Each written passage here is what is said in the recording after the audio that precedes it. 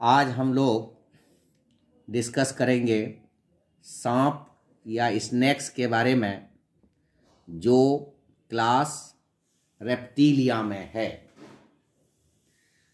सांपों के अध्ययन को सर्पेंटोलॉजी कहते हैं, सर्प विज्ञान। सांप सब ऑर्डर ओफिडिया या सर्पेंटिस में आता है। इसकी कुछ सामान्य विशेषताएं हैं। इनका शरीर लंबा, पतला, संकीर्ण होता है, यानी एलोंगेटेड, नैरो और फ्लेक्सिबल होता है। दूसरा पॉइंट, इसमें लिम्ब और गर्डिल यानी कमरबंद उपस्थित नहीं होता है, अनुपस्थित होता है। निक्टेटिंग मेम्ब्रेन अनुपस्थित होता है।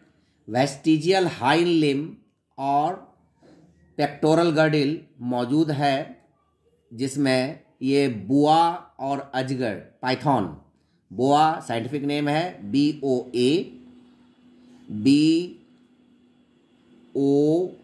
ये साइंटिफिक नेम है। अजगर पाइथन को कहते हैं।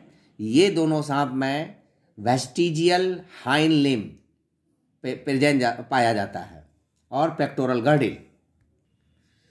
वेस्टिजियल ऑर्गन ऐसे ऑर्गन को कहते हैं जो पुराने ज़माने में उसके एंसेस्टर्स में यानी उनके बाप दादा में फंक्शनल था, कार्य करता था। अभी जो है वो कार्य नहीं करता है। स्टर्नम सीने की हड्डी, इपीस्टर्नम और मूत्राशय यानी यूरिनरी ब्लैडर, ये भी एब्सेंट होता है, अनुपस्थित होता है।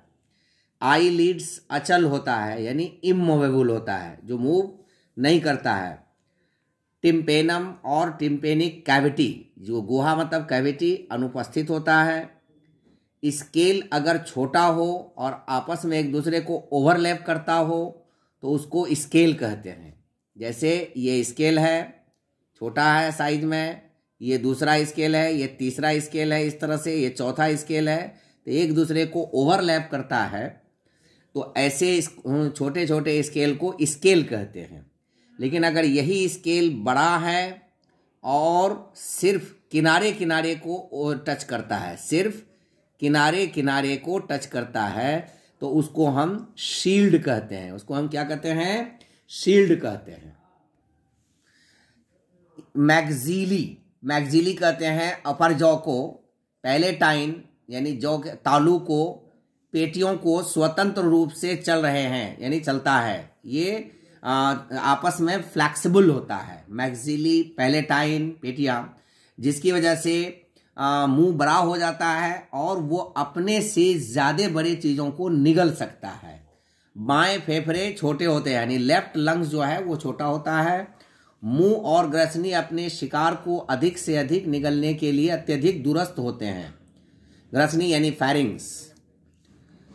कशेरुका, प्रोसिलस और बहुत सारे होते हैं। कशेरुकी मतलब वर्टिब्री, जो प्रोसिलस होता है, और बहुत सारे होते हैं। जीभ दोदी यानी इस तरह से जीभ बाइफिड होता है, इस तरह से दो हिस्से में बटा हुआ होता है। इस तरह के जीभ को दोदी यानी बाइफिड, दोदी मतलब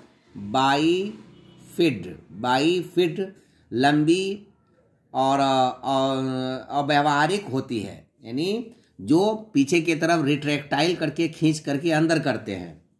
जीभ स्पर्शनीय अंग के रूप में कार्य करती है यानी टैक्टाइल ऑर्गन। स्पर्शनीय अंग का मतलब टैक्टाइल ऑर्गन के रूप में काम करता है।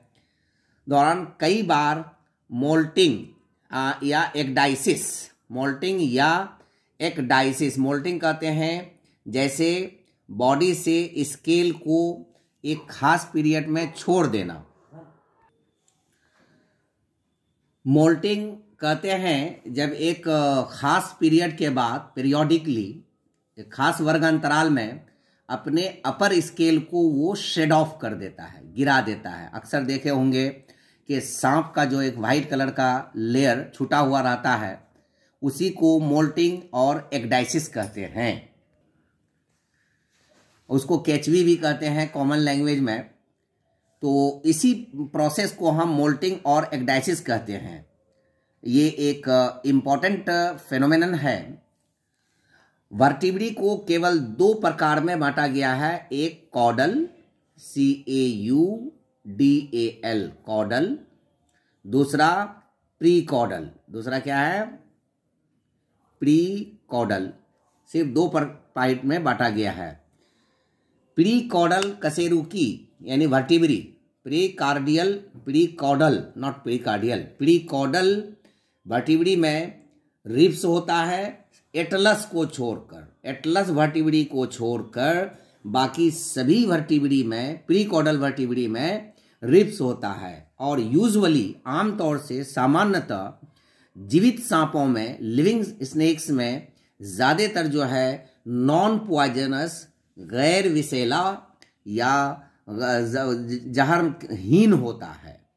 तो एक छोटा सा लेक्चर है जो सांप के बारे में सामान्य विशेषताओं को बताता है, और इसके बाद हम दूसरा लेक्चर डालेंगे इसी केस से रिलेटेड कंटिन्यूड। मुझे उम्मीद है कि आपको ये वीडियो पसंद आएगा। थैंक यू, शुक्रिया।